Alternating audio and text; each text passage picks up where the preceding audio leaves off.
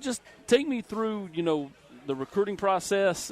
Everybody knows how important basketball was to you this whole time. I joked that I thought it was maybe the funniest that you started taking official visits during the middle of basketball season, and then you had to kind of take some Sundays and Mondays instead of kind of the normal Friday through Sunday type official visits, so you could be able to play both basketball and take your official visits.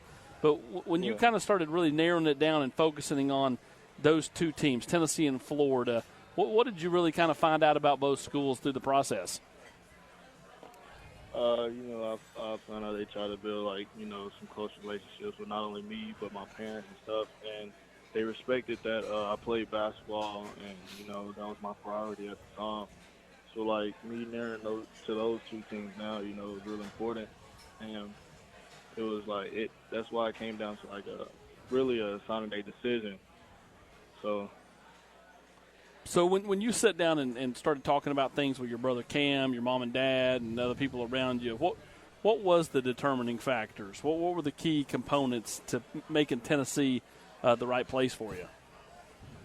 Well, one of them was, them being able to come down and watch games, rather than going all the way to Florida, which is 9 to 10 hours, and versus going to Knoxville, 4 hours. So, that was real convenient for our family. And then my dad, knows a couple people down there from Knoxville. Miss Myra Miles, we have a close connection with her. So it's a home away from home, really. Hey, Dee, it's Chris Lowe of ESPN. Thank you for spending some time with us tonight.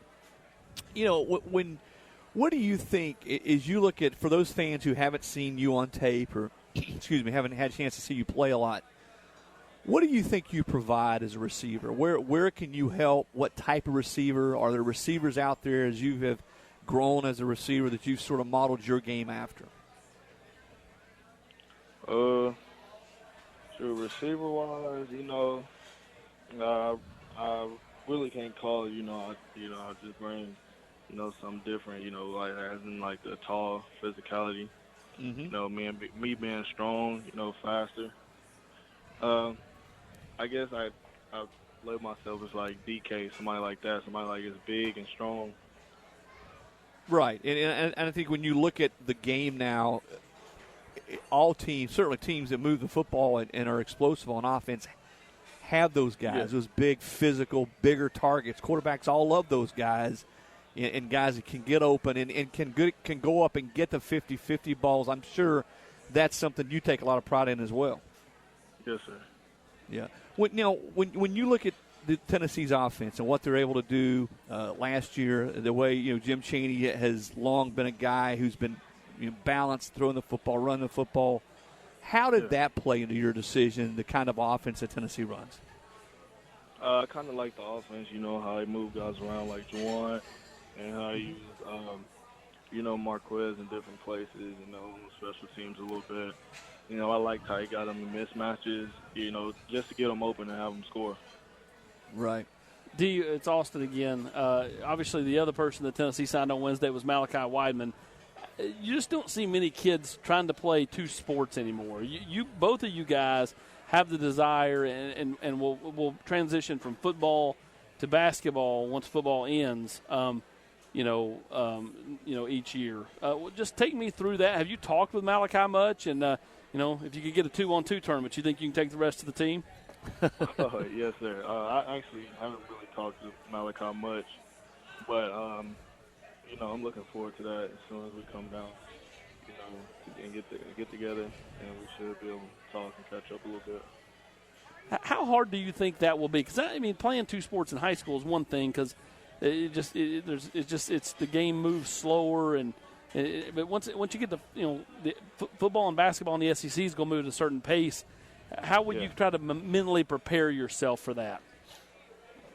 Me and Malachi playing both sports, and it being both basketball and football, we can probably lean on each other for help. Just move through it together.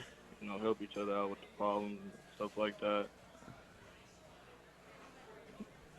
This is Chris again. I wonder, how much has it helped you as you've grown and gotten older to play multiple sports? So much today you're seeing kids specialize. early. I'm Yeah. talking about when they're 10, 11, 12 years old, they decide, all right, I'm just going to play just football or just baseball or just basketball. Now, granted, you've got to be a pretty extraordinary athlete to play different sports, and you clearly are. How much do you think it's helped you, work ethic, being able to compartmentalize and do different things and work on different things to be able to play basketball and football at a high level? It's helped me a lot. Actually, the workouts for one sport actually helped me a lot in another. Like, for instance, like my football workouts, some of the, like, explosion workouts we work out for, like in legs and stuff like that, it's helped me a lot in the jumping and, just my natural strength for basketball. So, like, when we work out and stuff, it, like, helps out with different sports. The speed, the twitchiness for football helps out with basketball. Did you hear during the recruiting process, because when I talk to coaches all across the country, coaches in the SEC, Big Ten, wherever, they say that they look for kids who play multiple sports. In fact, a lot of coaches will like to go watch, and I think this happened with some of the Tennessee coaches, that they like to go watch a kid in another sport to see how that might translate to the sport they're recruiting them for. Did you hear a lot of that from the coaches in the recruiting process, that they liked the fact and it was more appealing to them that you played multiple sports? Yes, sir. They told me it was like, they just explained to me how when they go and watch some kids, they'll go watch them play in another sport just to see how they act, just to see how they, like, go out and compete in that other sport, even if it's not, like, the main sport.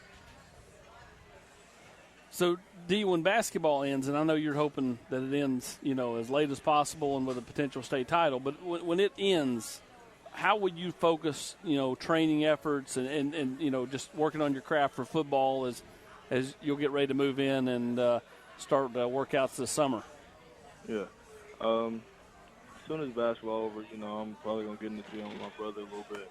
And I actually have a couple people that's here that, like, trains me, my footwork, my speed and stuff. So, like, as soon as, I get a little break from basketball, probably going to get in the gym some more and get in shape for football. Who's your team in hoops, D? Your NBA team? You got one? Or a player? I really team? Don't have one. Yeah, I got a couple players that's, like, my favorite, but I don't really have, like, a team that it's like I'm a big fan of. You think that's just because there's really not an NBA team close to you? I mean, I guess the Hawks is they're the closest team, but I mean. Yeah. Yeah, and it's. Well, actually, really, it's only because, like, NBA is changing, like, almost every day. People getting moved, people getting drafted and stuff like that.